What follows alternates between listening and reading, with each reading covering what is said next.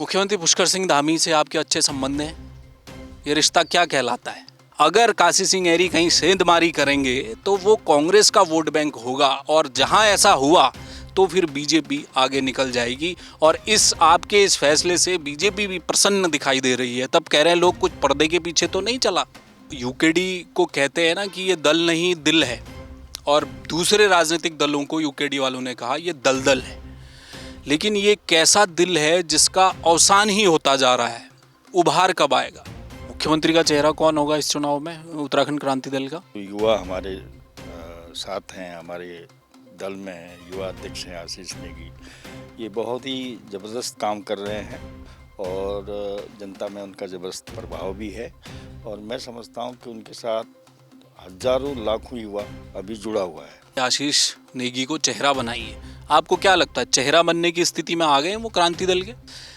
ये कहा जाता है, आप लोगों पर ये आरोप लगता है कि ये जो हमारी सीनियर लीडरशिप है यूकेडी की, वो काम नहीं करती, वो बैठ गई है घर में। उत्तराखंड क्रांति दल ने राज्य बनाया है तो इस राज्य को चलाने की जिम्मेदारी भी एक बार उत्तराखंड क्रांति दल को मिलनी चाहिए। अपने दल के लोगों को, उनको कैसे सक्रिय करेंगे? उनको जिम्मेदारी आप नहीं देंगे? जिला स्तर पर, ब्लॉक स्तर पर, तहसील स्तर पर आप दायित्व नहीं बांटेंगे पार्टी के भीतर, तो काम कैसे चलेगा? ये आपके मित्र हरीश रावत आजकल नाराज चल रहे हैं, बहुत सारे नेता पक्ष विपक्ष के उनसे मिल रहे हैं, आपने मुलाकात क्यों नहीं की? या हो तो नहीं चुकी कहीं?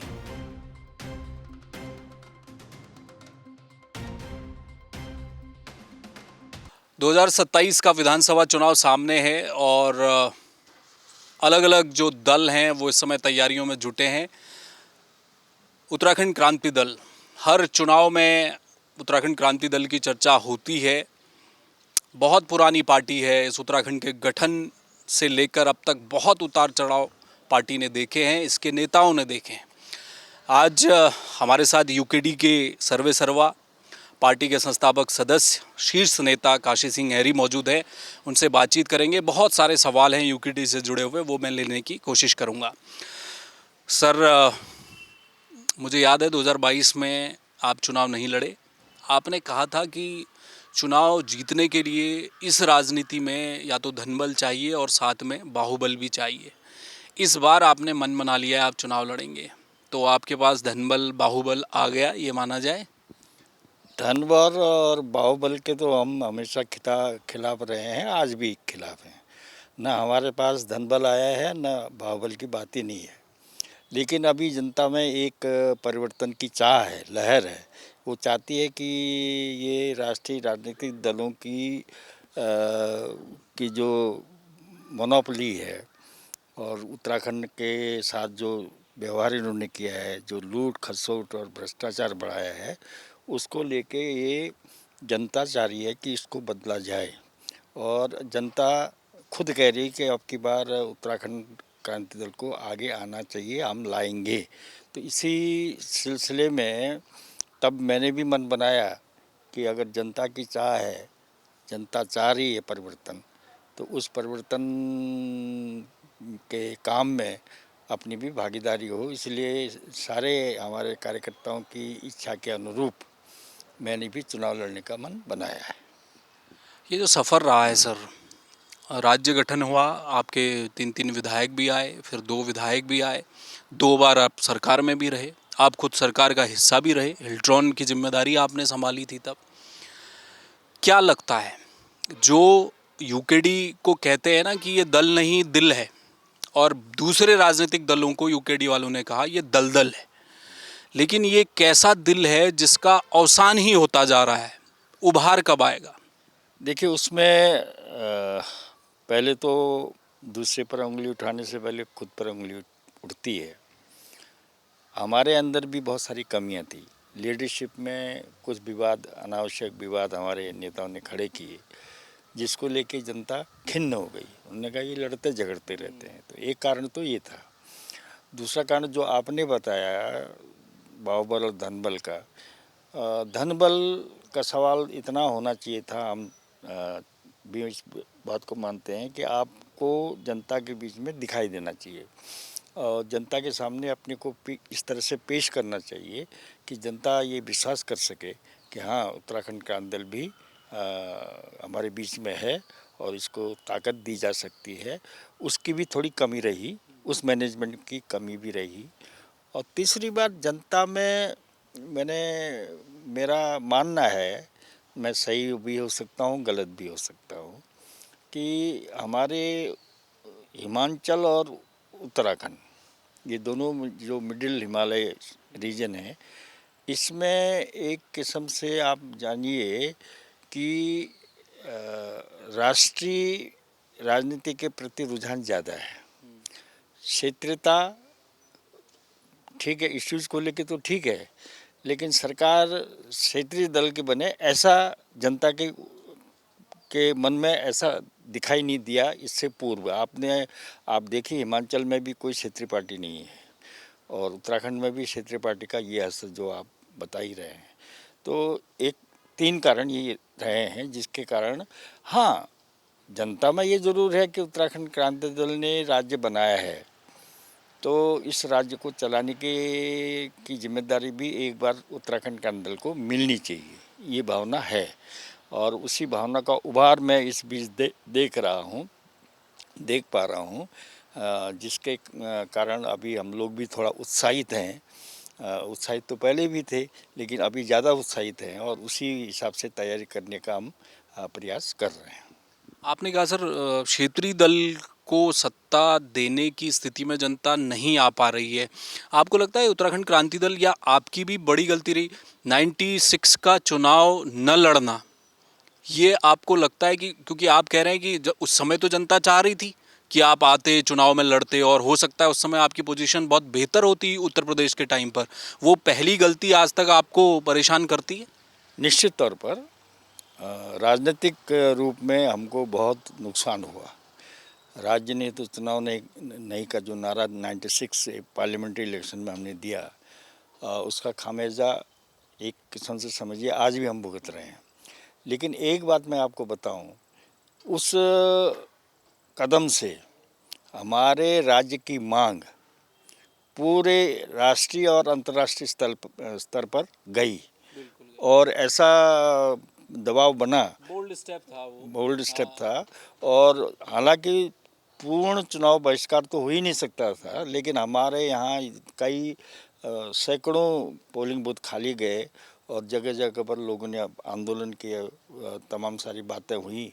तो राष्ट्रीय स्तर पर और अंतर्राष्ट्रीय स्तर पर इसका दबाव बना और उसके बाद आपको ध्यान होगा, जो सरकार बनी देवी गौड़ा जी की, देवी गौड़ा जी ने लाल किले की प्राचीर से घोषणा की, उत्तराखंड राज्य बनाने की घोषणा की। ये बहुत बड़ा स्टेप था और उसी स्टेप के कारण ही राज्य बन पाया आगे जाकर, क्योंकि लाल किले की घोषणा, प्रधानमंत्री की घोषणा तो घोषणा नहीं होती है, वो तो एक डिक्लेरेशन होता है कि ये होगा। तो राजनीतिक तौर पर एज ए पार्टी हमको नुकसान हुआ और आज भी उस नुकसान को हम भुगत रहे हैं। लेकिन जो हमारा उद्देश्य था राज्य प्राप्ति का, उस उद्देश्य पर हम एकदम आगे बढ़े और उस उद्देश्य की पूर्ति लगभग पूरी हुई, इसका हमको संतोष है। उस आग में पार्टी को आपने झोंक दिया, लेकिन उससे अब उबर नहीं पा रहा है। अब सर एक सवाल ये है, यूकेडी के भीतर आपने भी जिक्र किया, पुराने वक्त में भी दिवाकर भट्ट आज नहीं है, वो चले गए हैं, भगवान उनको शांति प्रदान करे। त्रिवेंद्र पवार नहीं रहे, वो भी चले गए हैं। लेकिन ये जो लड़ाइयाँ होती रही आपके बड़े नेताओं के बीच, खींचतान चलती रही, ये सब जनता बाहर बैठकर देख रही होती थी और देख भी रही है, अभी भी देख रही है। ये कितना बड़ा कारण है कि जब लोग कहते हैं कि जी पार्टी तो बहुत अच्छी है, इसके नेता तो बहुत अच्छे हैं, लेकिन बूथ पर जाकर जब वोट देने की बारी आती है तो वो फिर आपसे किनारा कर लेती है? वो निश्चित तौर पर मैंने शुरू में भी इस बात का जिक्र किया था कि हमारे नेताओं की जो छोटी बातों पे आपस में गलतफहमियां थीं और लड़ाई झगड़ा हुआ, वो जनता के बीच में गया और जनता उससे प्रभावित न हो, ऐसा हो ही नहीं सकता था। जनता को लगा कि ये ठीक है, राज्य बनाने के लिए लड़ाई लड़ी, इन्होंने आंदोलन किया, सब कुछ किया। लेकिन जब राज्य का शासन चलाने, राज्य की व्यवस्था चलाने की बात आई तो ये आपस में झगड़ने लगे। तो एक ऐसा इम्प्रेशन गया और उसका नतीजा ये हुआ कि जनता ने नकारा हमको। और अब वो स्थिति नहीं है। अब कोई झगड़े वगड़े की बात नहीं है, सब लोग समझ भी गए हैं, बहुत सारे लोग चले भी गए हैं इस उससे। तो मैं समझता हूँ कि अब वो स्थिति नहीं रहेगी और जनता के सामने एक पूरा एकजुट और पूरा कमिटेड उत्तराखंड क्रांति दल होगा और जनता निश्चित तौर पर उस पर विश्वास करेगी। इस समय जो आपकी लीडरशिप है, कई युवा चेहरे हैं, आशीष नेगी उसमें से एक हैं जो बहुत ताकत से इस वक्त आपके लिए काम कर रहे हैं और उनकी उत्तराखंड में लोग उनको सुन भी रहे हैं, देख भी रहे हैं और उनके उनके साथ लोग आकर जुड़ भी रहे हैं। ये जो यंग लीडरशिप पार्टी में आई है, उसका उसका काम कैसे देख रहे हैं आप? आपने तो यूकेडी को बनाने से लेकर, बिगड़ने से लेकर अब इस हालत तक पहुंचते तक आप यूकेडी को देखते आ रहे हैं अपने हाथों में।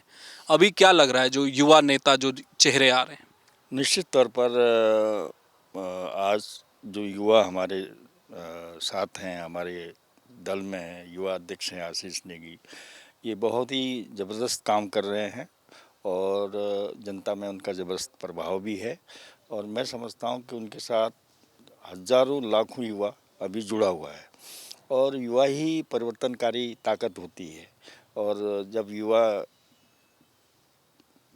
मैदान में आ जाएगा तो निश्चित तौर पर उस लड़ाई को जीतना आसान हो जाता है।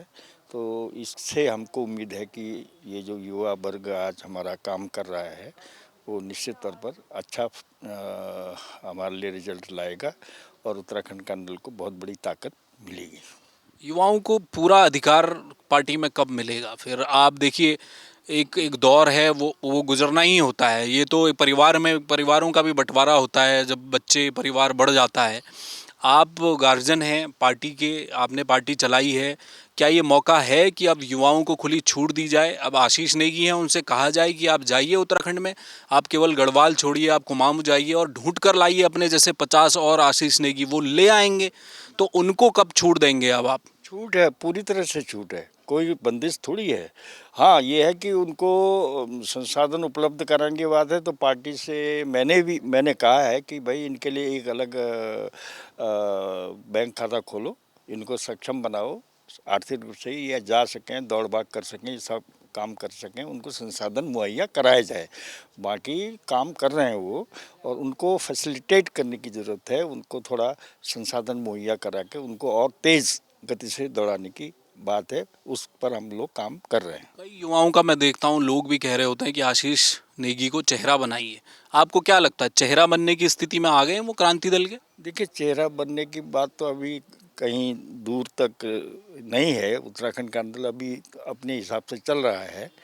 अब वो ये भाजपा और कांग्रेस तो है नहीं कि चेहरा घोषित कर दिया जाए, उसकी लड़ाई हो, ऐसे कोई लड़ाई तो नहीं है। समय आएगा, वो लोग अपना स्थान ग्रहण करेंगे और चेहरा बनने की बात होगी तो चेहरा भी बन जाएंगे, लेकिन थोड़ा अभी इंतज़ार करना पड़ेगा। युवा हैं वो, अभी हम नेपाल में देखा जेएनजीओ ने अपनी सरकार बना दी वहाँ। तो और युवाओं को मौका मिलेगा तो शायद क्या पता और ताकत से काम करें। नहीं नहीं, मौका पूरा दिया गया है, उनको पूरी छूट है और पूरा काम कर भी रहे हैं वो। और अब वो नेपाल का जंजी और हमारे यहाँ के जंजी में फ़र्क है। नेपाल एक लिमिटेड एरिया का देश है, एक ही जैसी संस्कृति है। हमारे यहाँ विविधता है, यहाँ जंजी हो नहीं सकता है, लेकिन जंजी की तरह आंदोलन करना ज़रूरी नहीं है, लेकिन उसी जेएनजी से मेरा मतलब है कि उस आयु वर्ग की मैं बात कर रहा हूँ, वो ताकत उस युवा वर्ग में है ही, जो क्रांति दल को अपने कंधों पर उठा सकता है, वो युवा ही उठा सकता है। बिल्कुल उठा सकता है और उठा रहा है और आने वाले समय में ये और भी आगे तेज़ी से बढ़ेगा।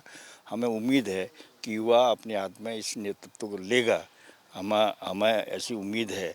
और तो जब युवा आगे आ जाएगा और नेतृत्व अपने हाथ में ले लेगा तो फिर बढ़िया बात है, अच्छी बात है। मुख्यमंत्री का चेहरा कौन होगा इस चुनाव में उत्तराखंड क्रांति दल का? अभी इस पर बातचीत नहीं हुई है। मुख्यमंत्री का चुनाव चेहरा कौन हो, कैसा हो, ये पार्टी बैठ के तय करेगी। आप चुनाव लड़ रहे हैं इस बार, तो फिर आपको माना जाए? मैं मुख्यमंत्री के चेहरे के लिए चुनाव नहीं लड़ रहा हूँ, मैंने पार्टी और पार्टी कार्यकर्ताओं के आग्रह पर चुनाव लड़ रहा हूँ। अब चेहरे वेहरे की बात तो अभी नहीं है, समय आएगा, पार्टी तय करेगी, वो चेहरा हो जाएगा। कोई भी हो सकता है। कोई भी हो सकता है। मतलब आपने खोल दिए हैं रास्ते सबके लिए। सबके लिए खुला है। ये तो उत्तराखंड का अंदर तो बडोनी जी, स्वर्गीय बडोनी जी कहते थे कि बहुत ज़्यादा डेमोक्रेसी है हमारी पार्टी में। इसलिए इतने झगड़े होते। इसलिए इसी संदर्भ में कहते थे वो कि डेमोक्रेसी ज़्यादा होगी, मुझसे उलाहना देते थे अध्यक्ष जी, बहुत ज़्यादा डेमोक्रेसी हो गई है, इसको कंट्रोल करो, वो ये कहते थे। अब वो पुराने जूते चप्पल तो नहीं चल रहे यूकेडी में। अब पहले पहले का दौर एक अलग था। अभी आपने पिछले बार यहाँ अधिवेशन किया तो वहाँ भी कुछ लोग जो क्रांति दल के ऑफिस में हंगामा काट दिया उन्होंने। उनको कैसे आप व्यवस्थित करते हैं? नहीं नहीं, वो छोटा मोटा तो होता रहता है। अब जूते चप्पल तो ज़्यादा चले नहीं है, मनमुटाव रहा है, असहमति विसंग जूते चप्पल ही नहीं चले, बाकी सब हुआ। वो ये तो सब चलता रहता है, तो फिर वो ठीक भी होता है, वो ठीक हो भी गया है, कोई ऐसी दिक्कत नहीं है। अच्छा, एक सवाल मेरा और है सर। जो सीनियर लीडरशिप है, आप हैं, आपके अलावा और भी बहुत पुराने नेता हैं, चाहे वो नैनीताल में नारायण सिंह जंतवाल हों, ये तमाम पुराने चेहरे यूकेडी के। उधर पुष्पेश हैं द्वाराहाट में, वो भी एक मजबूत कड़ी उत्तराखंड क्रांति दल के माने जाते हैं। ये कहा जाता है, आप लोगों पर ये आरोप लगता है कि ये जो हमारी सीनियर लीडरशिप है यूकेडी की, वो काम नहीं करती, वो बैठ गई है घर में। आप ठीक है, जेनजी युवा वर्ग है, आशीष नेगी हैं और भी तमाम युवा साथी आपके साथ नए जुड़े भी हैं, वो काम कर रहे हैं, लेकिन आप लोग हल्के क्यों पड़ जाते हैं? देखो, जहाँ तक युवाओं को मौका देने की बात है, आपने अभी नाम लिया नारायण सिंह जंतवाल जी का। मैं अध्यक्ष था तो नारायण सिंह जंतवाल जी को मैं लाया था, युवा थे एकदम। त्रिवेंद्र पवार बहुत फायरी नेता था, उसको भी, वो भी युवा था, उसको भी लाया था। युवाओं को सम्मिलित करके आगे बढ़ाने की परंपरा हमारी पुरानी रही है। सारे लोग युवा होके ही हमारे यहाँ आए हैं और आज कुछ बुजुर्ग हो गए हैं। दूसरा सवाल आपका ये है कि पुराने लोग बाहर नहीं निकल रहे हैं या मुहिम में सम्मिलित नहीं हो रहे हैं, तो धीरे धीरे निकल रहे हैं, सब लोग निकल रहे हैं। और हम इस कार्यक्रम भी बना रहे हैं कि हमारे जो सीनियर लीडर्स हैं वो पूरे उत्तराखंड का दौरा करें। नहीं सर, अब तो आप करेंगे ही ना। चुनाव सामने आ गया, पिछले 5 साल, उससे पिछले 5 साल, फिर पीछे चले जाइए, 2007 से आप चुनाव हारते आ रहे हैं और लोग भी हार रहे हैं, आप ही नहीं हार रहे हैं, पूरी यूकेडी के नेताओं की यही स्थिति है। तो इतने सालों तक, ये 10-15-20 साल का वक्त गुजर गया उत्तराखंड में, आप उभर नहीं पाए, तो अभी तक तो आप बाहर आए नहीं। अब चुनाव, ठीक चुनाव से पहले नेता सक्रिय होंगे तो उसका तो फिर रिजल्ट कैसे मिल पाएगा? रिजल्ट मिलेगा। और पहले भी आपको याद होगा, अगर आपने इन घटनाओं को देखा होगा, तो यूकेडी की लीडरशिप ने यहाँ के मुद्दों को लेकर हमेशा आंदोलन किया है। बाहर नहीं, अंदर नहीं बैठे रहे हैं। चाहे राजधानी का सवाल हो, चाहे परिसीमन का सवाल हो, चाहे भू कानून बनाने का सवाल हो, चाहे मूल उत्तराखंड उसका सवाल हो, इन सारे इश्यूज़ पर मुख्यमंत्री आवास घेराव हो, विधानसभा घेराव हो, ये सारे कार्यक्रम किए गए हैं। घर में कोई नहीं बैठा रहा है। हाँ, ये है कि उसका इम्पैक्ट उतना नहीं पड़ा। और जैसे अभी आप पूछ रहे हो कि आप 5-7 साल तक आपने कुछ नहीं किया, आपको ही वो जानकारी नहीं है जो कि पब्लिक में है। पब्लिक के बीच में हमने काम किया है, पब्लिक को इकट्ठा करके इन इश्यूज़ पर हमने आंदोलन किया है। तो पार्टी के अपने कार्यक्रम को लेके कोई ज़्यादा दिक्कत नहीं है। हाँ, ये आपने सही कहा कि ये जो चुनाव का वर्ष है, तो इस वर्ष सक्रियता कुछ ज़्यादा ही बढ़ेगी, सबका इंटरेस्ट होता है। लेकिन पार्टी के कार्यक्रम, पार्टी के इश्यूज़ के कार्यक्रम, उनका आंदोलन का कार्यक्रम हमेशा उत्तराखंड का आंदोलन करता रहा है। ये जो कुछ अभी मेरे मित्र हैं, उनसे मेरी बात हो रही थी, उन्होंने बताया कि कई युवा इस बीच कुमाऊं में शामिल हुए पार्टी में। वो पिछले 2-3 महीनों से घर बैठे हैं, उसको प्रदेश कार्यकारिणी से फ़ोन नहीं गया, उन्हें कोई काम नहीं दिया जाता। वो इतना इतना ये संगठन के भीतर वो ऊर्जा क्यों नहीं आती यूकेडी में? सब लोग शांत क्यों बैठ जाते हैं? ठीक है, आपने मुद्दे उठाए हैं, उसमें कोई दो राय नहीं, वो सब आप पब्लिक में चले जाइए, लोग कहेंगे जी यूकेडी वाले तो हाँ, ये तो बोलेंगे बोलेंगे भाई उत्तराखंड का कोई मुद्दा होगा, ये बिल्कुल अंडरस्टूड है। लेकिन अपने दल के लोगों को, उनको कैसे सक्रिय करेंगे? उनको जिम्मेदारी आप नहीं देंगे, जिला स्तर पर, ब्लॉक स्तर पर, तहसील स्तर पर आप दायित्व नहीं बांटेंगे पार्टी के भीतर, तो काम कैसे चलेगा? नहीं, ये दायित्व भी बंट रहे हैं, दायित्व दिए जा रहे हैं, बहुत सारे लोग उस दायित्व के मुताबिक काम भी कर रहे हैं। जो आपने उदाहरण किसी आदमी के बात कर दिया है, हाँ, युवा एक साथी कई आपके आए हैं, वो तो बता रहे हैं। वो मुझे उसका डिटेल पता नहीं है। अगर कहीं ऐसा हुआ है कि युवा सम्मिलित हुए, वो काम करना चाहते हैं, उनको कोई कार्यक्रम नहीं दिया गया है, दायित्व नहीं दिया गया, इसको हम अध्यक्ष से बात करके देखेंगे कि ऐसी चीज़ न हो, उनको तुरंत दायित्व दिया जाए और उनसे काम लिया जाए। काम ले जाए। अच्छा, एक सवाल ये सर कि ये जब चुनाव आएगा उसकी तैयारी आप लोग कर रहे होंगे, जाहिर सी बात है। एसआईआर चल रहा है इन दिनों, बूथ लेवल पर बीएलए रख रहे हैं, कांग्रेस बीजेपी में लड़ाइयाँ चल रही हैं, रोज बयानबाजी हो रही है कि भाई हमने ज़्यादा बीएलए रख दिए, वो रख दिए। उत्तराखंड क्रांति दल ने कितने बीएलए आपने अभी तक उत्तराखंड में रखे हैं, और वहाँ आपकी क्या क्या क्या गतिविधियाँ चल रही हैं एसआईआर को लेकर? एसआईआर को लेके हमने सभी कार्यकर्ताओं को, चाहे वो सीनियर हो, चाहे जूनियर हो, युवा हो, हमने एक सभी को ये कह रखा है कि भाई बीएलए बनाने पर ध्यान दो और वोट न कटे और किसी का वोट का अधिकार न छीना जाए एसआईआर के जरिए। तो इस पर ध्यान रखें। ये पार्टी का स्टैंडिंग ऑर्डर है सबको। केवल ध्यान रखें कि उनकी ड्यूटी लगाई? ड्यूटी लगाई गई तो तभी तो ध्यान रखेंगे। ड्यूटी नहीं होगी, बीएलए बनेंगे ही नहीं, तो उस बूथ में क्या हो रहा है वो कैसे पता चलेगा। तो इसलिए बीएलए बनाना ज़रूरी है। हमने कहा कि हर बूथ पे ये बूथ लेवल एजेंट ज़रूर बनाओ, ये हम लोगों ने कह रखा है और बहुत सारी जगह पर ये काम हो रहा है। सामने बीजेपी एक जाइंट किलर मानी जाती है, वो मैन टू मैन मार्किंग के माहिर हैं, उनके पास ताकत भी है, सब कुछ है, संसाधन है। दूसरी तरफ कांग्रेस है और बूथ लेवल पर वो पन्ना प्रमुख तक पहुंच गए हैं, हर घर में वो व्यक्तियों को पहचान रहे हैं, जान रहे हैं। वोटिंग के दिन बीजेपी के लोग खींच खींच कर वोट देने के लिए आते हैं। वो उनका एक मैकेनिज्म है और अच्छा है राजनीति के तौर पर कि इतनी सक्रिय होकर बीजेपी काम करती है। उससे सीखने की आवश्यकता दूसरे दलों को है। कांग्रेस थोड़ा बहुत सीख रही है, यूकेडी कब सीखेगी? यूकेडी ने सीखा है, अपने स्तर से वो काम भी कर रहे हैं। मैंने बीएलए का आपको जिक्र किया है, उनको कहा गया है कि बीएलए की नियुक्ति जल्द से जल्दी करें, उनको जिम्मेदारी सौंपें, वोट न कटे और उनके बीच में उत्तराखंड क्रांति दल के इश्यूज़ को ज़्यादा से ज़्यादा लोगों के बीच में पहुंचाएं। बूथ लेवल पर हमारा कार्यकर्ता सक्रिय होगा, सतर्क होगा, तो वहीं से चुनाव का हार जीत का फैसला होता है। पिछले साल मैंने चुनाव में पिछली बार मतलब जो विधानसभा का भी चुनाव हुआ, लोकसभा, यूकेडी के बस्ते नहीं दिखाई देते सर बूथ लेवल में। एक बस्ता नजर नहीं आया मुझे पूरे देहरादून में, बताइए आप। निश्चित तौर पर ये कमी रही है, ये कमी। पहाड़ों में क्या हाल होगा आप सोचिए। पहाड़ों में जहाँ कमज़ोर प्रत्याशी था तो वहाँ स्थिति रही है, लेकिन बहुत सारी जगहों पर स्थिति बहुत अच्छी थी, लगे थे। हाँ, ये है कि वोटर्स को टर्नआउट कराना और पक्ष में वोट डलवाने के मुहिम और वो तौर तरीका हमारी पार्टी ने कम किया है। इस फेरे मुझे उम्मीद है कि ये तौर तरीका ये पूरी तरह से लागू करेंगे। मुख्यमंत्री पुष्कर सिंह धामी से आपके अच्छे संबंध हैं, ये रिश्ता क्या कहलाता है? मुख्यमंत्री धामी से, हरीश राव से, कितने सारे सीनियर लोग से मेरे संबंध अच्छे हैं, क्योंकि हम मुख्यमंत्रियों से ज़्यादा अच्छे हैं आपके रिश्ते?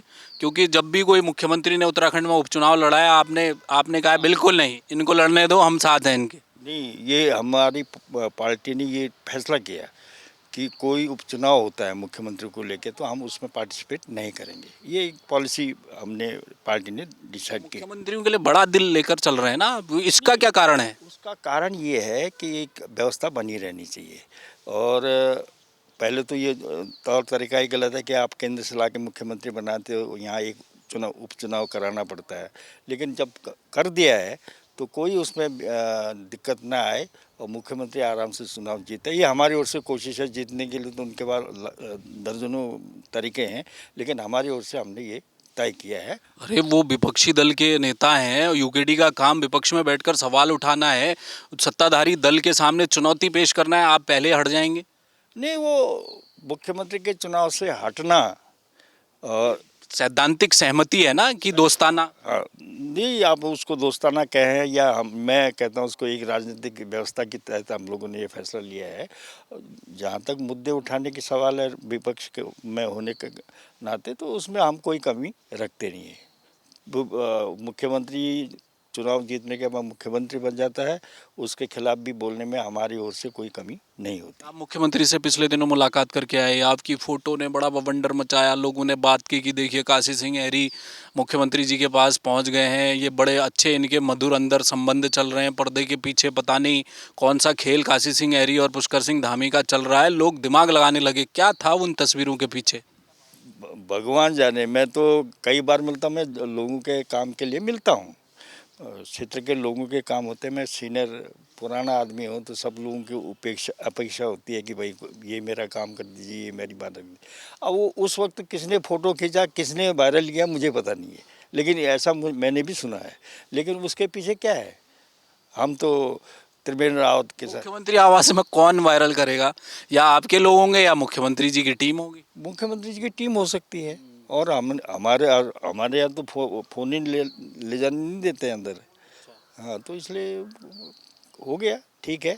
और रहा सवाल तो मुझसे सीनियर इस उत्तराखंड में आज की तारीख में कोई नहीं है सिवाय हरीश रावत के। हरीश रावत जी हाँ, एक हीरा सिंह बिष्ट भी होंगे। हीरा सिंह बिष्ट वो तो हरीश रावत से भी सीनियर है।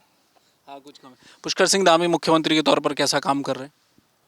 पुष्कर सिंह धामी मुख्यमंत्री के तौर पर ऐसा काम कर रहे हैं कि वो बिठाए रखे हैं, वो सेंट्रल हाईकमान के मुंशी हैं। उसका काम, उनको काम दिया गया है कि भाई यहाँ से वसूल करो धनराशि और हमको दो, और जिस दिन धनराशि देना कम कर देंगे या बंद कर देंगे, उस दिन उनको हटा के दूसरा मुंशी रख दिया जाएगा। यही तरीका रहा है। इसके अलावा और क्या कार्य प्रणाली है? उनके चेहरे पर पार्टी जा रही है चुनाव लड़ने? कौन सी? बीजेपी? वही बीजेपी से सवाल करिए, मुझसे मैं क्या जानूँ। नहीं, वो काबिल हैं इसलिए आप कह रहे हैं, फिर मुंशी हैं वो? हम तो कहेंगे ही मुंशी हैं वो, बाकी उसकी पार्टी जाने, उनका हाईकमांड जाने।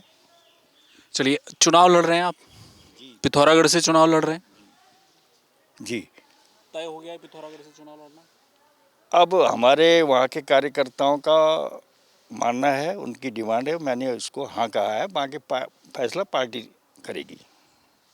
अच्छा, आपका टिकट भी पार्टी फोरम में आने वाला है? आएगा, क्यों नहीं आएगा। एक सिस्टम है, जिले से रिपोर्ट आएगी, वो संसदीय बोर्ड के पास जाएगी, संसदीय बोर्ड से फिर हाईकमांड माने हमारे अध्यक्ष है, हम ही बैठेंगे उसमें, तो वो तय करेंगे किसको लड़ना किसको नहीं लड़ना।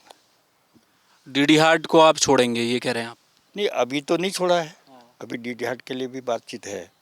वैसे वहाँ पर चुनाव लड़ने के लिए काफ़ी लोग तैयार हैं, तैयारी भी कर रहे हैं। ये जो पिथौरागढ़ से चुनाव लड़ने का फैसला आपने लिया है, उससे बीजेपी गदगद है, ऐसा क्यों? आपको कुछ एहसास हुआ? ये खबर पहुंची आप तक? पिथौरागढ़ से अगर आप चुनाव लड़ते हैं तो बीजेपी खुश है? मैं पहली बार आपसे सुन रहा हूँ, मुझे तो ऐसा कोई सूचना मिली नहीं, न कोई फीडबैक मिला।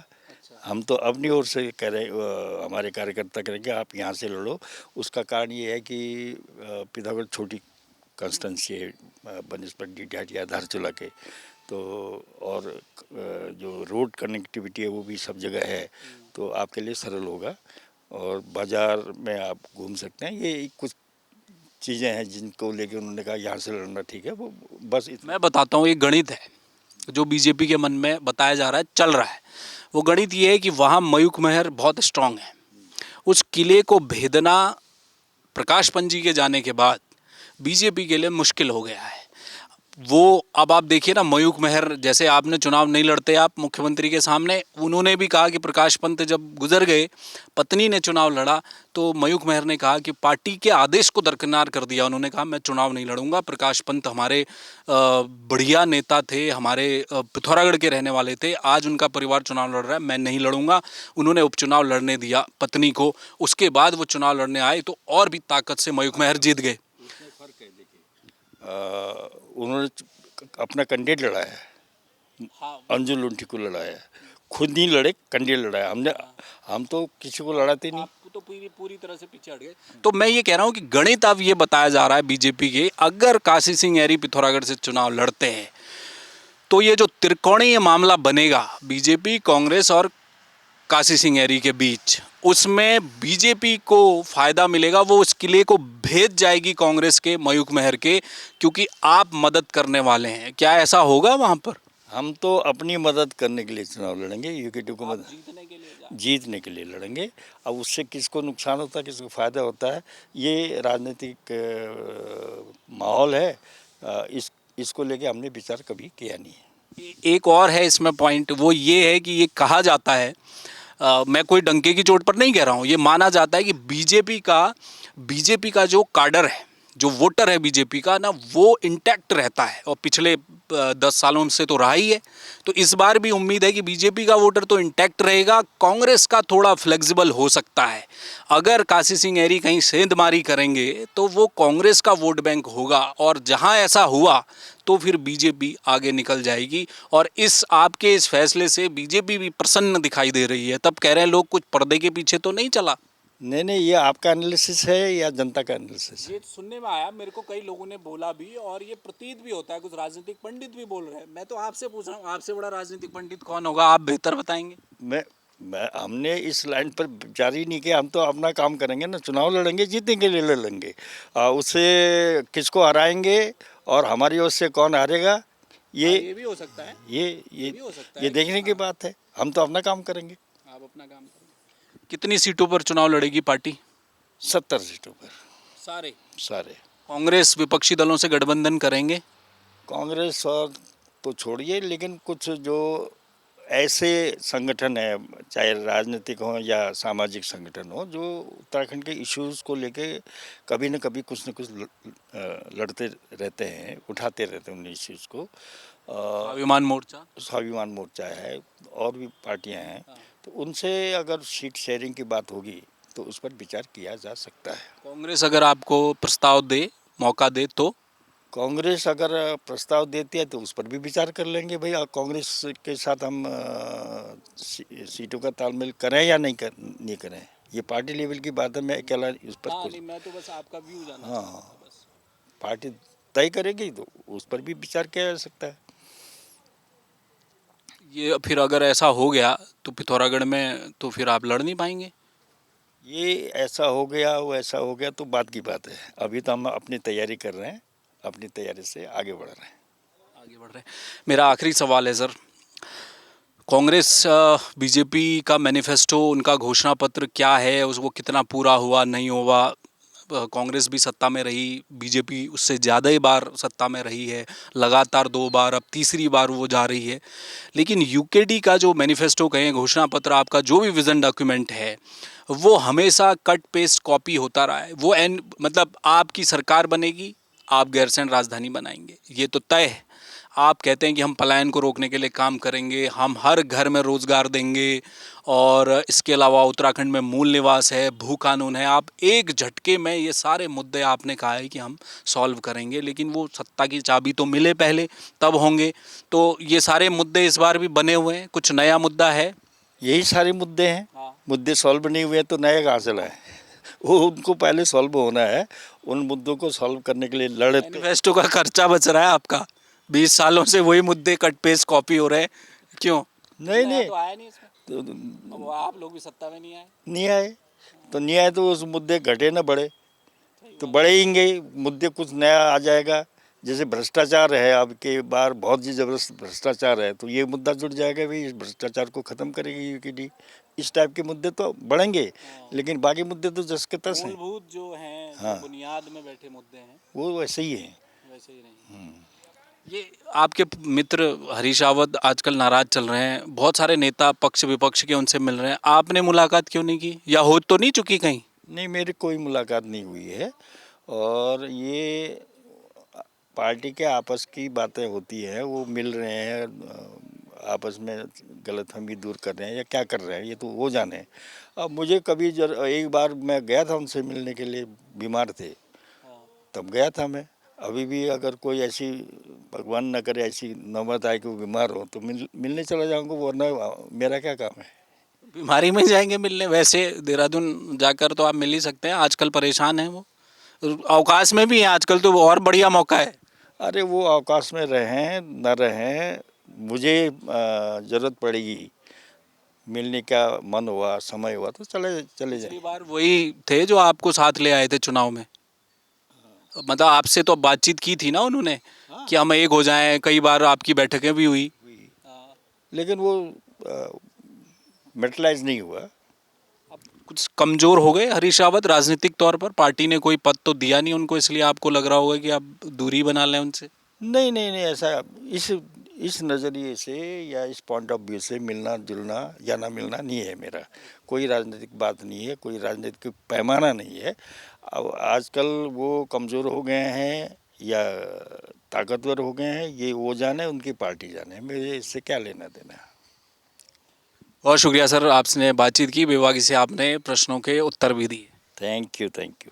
तो ये थे काशी सिंह एरी, एवरग्रीन नेता माने जाते हैं, इसलिए मैं इनको अभी कह भी रहा था कि राजनीति के ट्रेजेडी किंग हैं ये, क्योंकि एक दौर था जब राज्य का गठन की लड़ाई भी चल रही थी 94, उसके बाद 96 में चुनाव ही छोड़ दिया यूकेडी ने, और उन्होंने बताया कि इसकी वजह से फ़ायदा हुआ, पार्टी के हाथ झुलस गए, पार्टी आज तक खड़ी नहीं हो पाई, लेकिन राज्य तो बन गया। लेकिन वहाँ से जो यूकेडी का जो अवसान है वो थमने का नाम नहीं ले रहा था। उस दौर में कहा जाता था कि जब राज्य बना है तो काशी सिंह एरी शायद वो नायक हो सकते हैं जो अगले 50 साल की एक राजनीति का प्लेटफॉर्म तैयार करेंगे, और इसी उत्तराखंड क्रांति दल के द्वारा लाई गई नीतियों पर उत्तराखंड में इमारतें खड़ी होंगी भविष्य की, ये कहा जाता था। लेकिन ऐसा हो न सका। अब एक और चुनाव सामने खड़ा है, काशी सिंह एरी उसी ऊर्जा के साथ इस बार भी मैदान में जा रहे हैं। जो युवा यूकेडी में जुड़े हैं उनकी तरफ उन्होंने संदेश दिया है कि जो जेनजीज हैं, जो युवा हैं, आइए पार्टी को कंधों पर उठाइए, आपके लिए रास्ते खुले हैं, चेहरे भी बनाएंगे, दायित्व भी देंगे, पद भी देंगे, और आपके साथ जो बुजुर्ग नेता है, जो सीनियर नेता है, वो काम करेंगे। अब ये कितना सही साबित होगा ये वक्त बताएगा। कैमरामैन मयूर उपाध्याय के साथ हेमभट्ट, जय भारत टीवी। आप देख रहे हैं जय भारत टीवी।